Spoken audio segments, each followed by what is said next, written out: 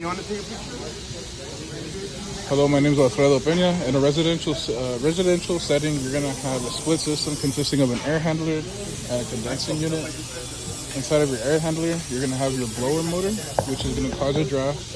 You have an evaporator coil, and then your components up top. This is a communication board. You have your transformer, relay, sequencer for heating, and on this side, you'll have your condensing unit connected by copper pipe shown there. Inside the condensing unit, you'll have a compressor, filter dryer, and a fan. My name is Samuel Gonzalez, and I will be explaining the different types of filters for the AC units that go in there. The primary job of an AC filter is to clean the air that passes through the HVAC system, removing various airborne particles and containment. There are different types of filters. There's fiberglass filters, washable filters, pleated filters. The fiberglass filters are the most common and least expensive type of AC filter. They typically have a MERV rating of 1 to 4, indicating relatively low filtration efficiency. Washable filters, also known as reusable filters, are made from materials like foam or electrocarrying charged filter fibers. There are many types of filters, and choosing the right AC filter depends on the factors such as the desired levels of filtration efficiency, budget, and maintenance preferences.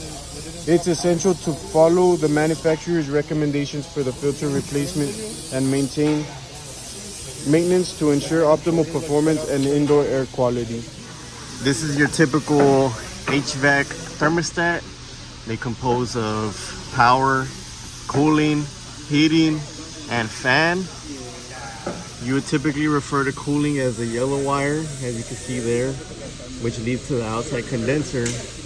And from the outside condenser, it hits the contactor, which sends a signal to the capacitor, and then it leads a message to the compressor to start pushing refrigerant into the system to cool the whole home. There's a white wire that would be for heating, which only signals to the air handler, which is typically operating off of either 10 kW or 15 kW. This is probably an easier process than cooling. And then you have red, which is your power, that is powering all your other functions and components. And then there's green, which is a green wire, and that one sends a signal to the fan, which is right here, the fan over the top of the evaporator coil. Now there are two options. You can either have it on or on auto. For cooling, you typically lower the temperature lower than the inside temperature, and for heating you'd typically higher it to like 80 or above. This is a filter dryer that runs onto the liquid line. The functions that you would typically find in a liquid line are moisture removal, and moisture is one of the most damaging elements in a refrigeration or air conditioning system. It can lead to several issues as corrosion, ice formation, reduced cooling capacity, and decreased efficiency. The filter dryer is like a contaminant removal. So it traps contaminants such as dirt, debris, and metal particles that may be present in the refrigerant. So these contaminants can cause blockages, damages to the system's components, and reduce the system's overall performance. So in other words, this is also a good protection for components, and it's important to braze it properly, or else you could probably burn the edges of the filter dryer. And you know, these are very crucial for system efficiency because a clean and dry refrigerant is essential for optimal system efficiency. By maintaining that, this filter dryer helps maximize the system's cooling capacity and energy efficiency.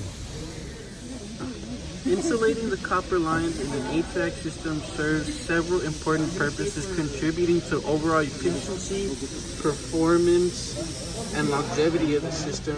Importance of insulating each of the lines. So right here, usually, typically on both lines. In conclusion, while insulating the copper lines in an HVAC system may seem like a minor detail, but it plays a significant role in optimizing the system's performance, energy efficiency, and overall longevity.